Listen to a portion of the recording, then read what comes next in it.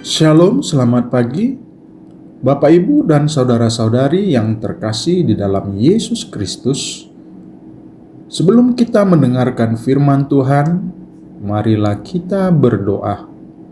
Kasih karunia dan damai sejahtera dari Allah Bapa kita dan Tuhan Yesus Kristus menyertai kamu sekalian. Amin.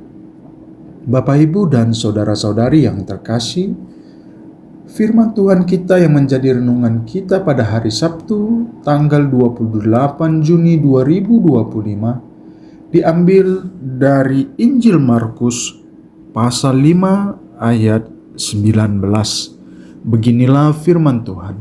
Yesus tidak memperkenankannya, tetapi ia berkata kepada orang itu, "Pulanglah ke rumahmu, kepada orang-orang sekampungmu, dan beritahukanlah kepada mereka segala sesuatu yang telah diperbuat oleh Tuhan atasmu, dan bagaimana ia telah mengasihani engkau."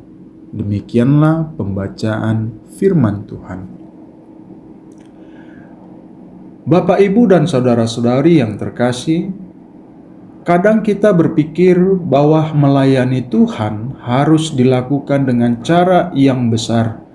Menjadi pendeta, pergi ke luar negeri sebagai misionaris, atau berdiri di mimbar dengan Alkitab di tangan. Namun, ayat ini memberi pesan yang sederhana tapi sangat dalam. Dikatakan, "Pulanglah dan ceritakan." Orang yang berkerasukan itu sudah mengalami perubahan hidup yang luar biasa. Dia tidak hanya bebas secara fisik, tapi juga secara batin. Rasa syukurnya besar sampai dia ingin ikut Yesus kemanapun. Tapi Yesus justru berkata, "Jangan ikut aku kemana-mana. Pulanglah, ceritakan kepada orang-orang di sekitarmu." Yesus tahu bahwa kesaksian paling kuat adalah di tempat asal kita. Di tengah-tengah orang yang tahu siapa kita dulu. Di sanalah transformasi hidup kita bisa paling nyata. Saudara yang terkasih, sama seperti seorang pemuda yang dulu dikenal sebagai orang yang mudah marah, suka berkelahi, dan sering membuat masalah di kampungnya. Suatu hari setelah mengalami titik terendah dalam hidupnya, ia bertobat dan menerima Kristus.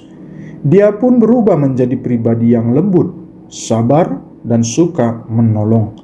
Ketika teman-teman lamanya melihat hidup yang baru, mereka takjub.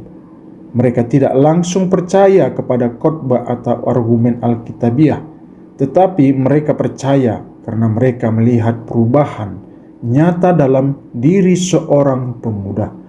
Pemuda itu tidak harus menjadi pengkhotbah, ia cukup menjadi saksi hidup, dan dari sanalah banyak orang di kampung itu mulai terbuka kepada Tuhan karena mereka melihat bukti yang hidup.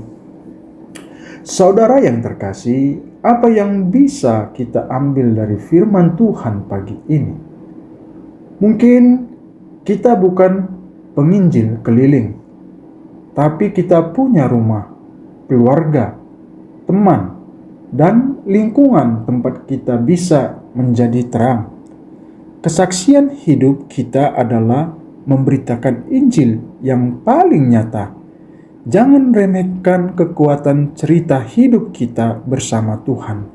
Mungkin ada orang yang hidupnya bisa diubahkan karena mereka melihat perubahan dalam hidup kita. Amin. Mari kita berdoa.